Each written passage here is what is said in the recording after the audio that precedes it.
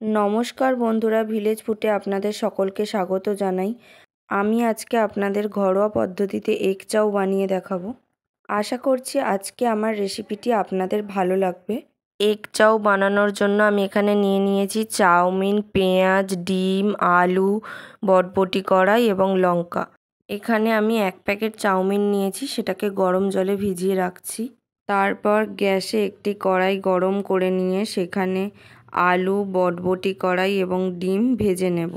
কড়াই গরম হয়ে গেলে সেখানে আমি সাদা তেল দিয়ে দেব। আর আলু, বটবটি কড়াই আমি নুন দিয়ে মাখিয়ে রেখেছি, তো আমি বটবটি কড়াইটা তুলে দেব।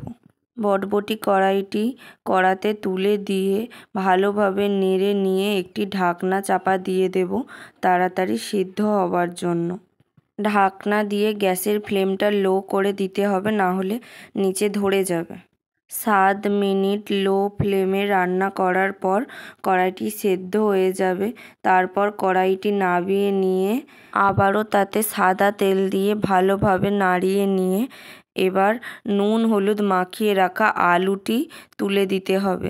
দিয়ে আবারও একটি ঢাকনা চাপা দিয়ে এটাকেও 7-8 মিনিটের মতো গ্যাসের ফ্লেমটি লো করে কুক করে নিতে হবে। চাউমিনটি 10 মিনিট গরম জলে ভিজিয়ে রাখার পর একবার চেক করে দেখে নেবেন চাউমিনটি নরম হয়েছে কিনা।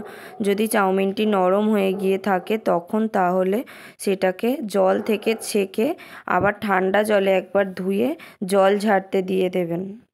আমি এখানে 6টা ডিম ইউজ করেছি, আপনারা ডিমটা কমিয়ে বাড়িয়ে নিতে পারেন। ডিমটাকে আগে আমি নুন দিয়ে ফাটিয়ে রেখে দিয়েছি।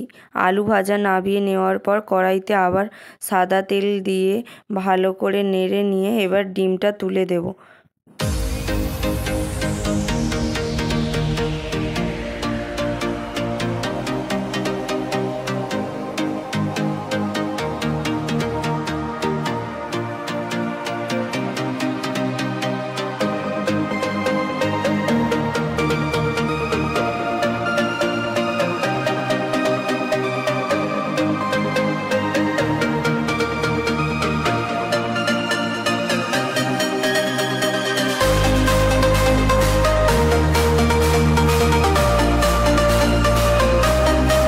ডিমটা ভালো করে নেড়ে ঝুড়ো করে নেব। যেই কড়াইতে চাউমিনটি রান্না করব সেই কড়াইটি গ্যাসে বসিয়ে ভালো করে গরম করে নিয়ে তাতে তেল দিয়ে তেলটা ভালো করে গরম করে নিতে হবে। তেল গরম হয়ে যাওয়ার পর পেঁয়াজ কুচি, কাঁচা লঙ্কা কুচি, হলুদ, নুন, লঙ্কার গুঁড়ো এগুলি সব একসঙ্গে ভাজা ভাজা করে নিয়ে মশলাটা কষিয়ে নিতে হবে।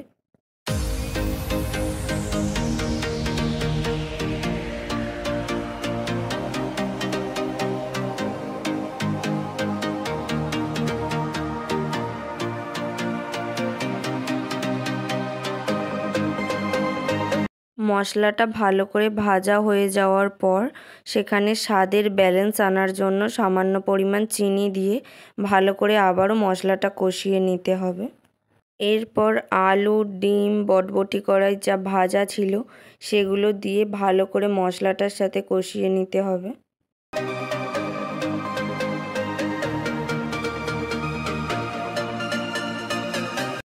মশলার সাথে আলু ভাজা, বটবটি কড়াই ভাজা এবং ডিম ভাজা ভালোভাবে কষিয়ে নেওয়ার পর ভিজিয়ে রাখা চাউমিনটি তুলে দিতে হবে। এবার সবজি আর মশলার সাথে চাউমিনটাকে ভালো করে নেড়ে সিদ্ধ করে নিতে হবে।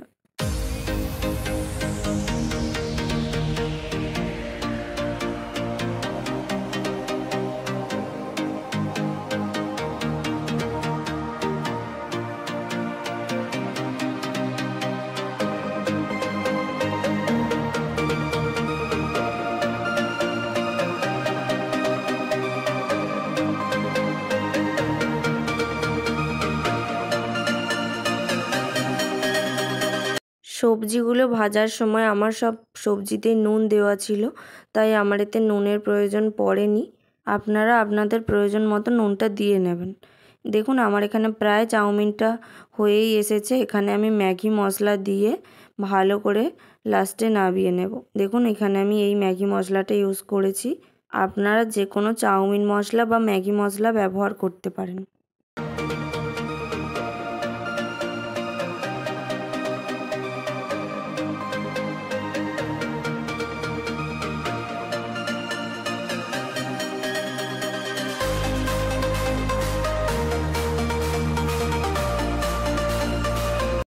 এখানে আমার চাউমিন রান্না কমপ্লিট হয়ে গেছে। এবার আমি স্যালাড এবং সস দিয়ে পরিবেশন করব। আপনারাও বাড়িতে এইভাবে একবার চাউমিন বানিয়ে দেখুন, আশা করি আপনাদেরটাও খুব ভালো হবে। আর আপনাদের কেমন হয়েছে সেটা কমেন্ট করে জানাতে একবারও ভুলবেন না। আর আমার ভিডিও দেখে আপনারা যদি একটু উপকৃত হয়ে থাকেন তাহলে একটি লাইক করে যাবেন।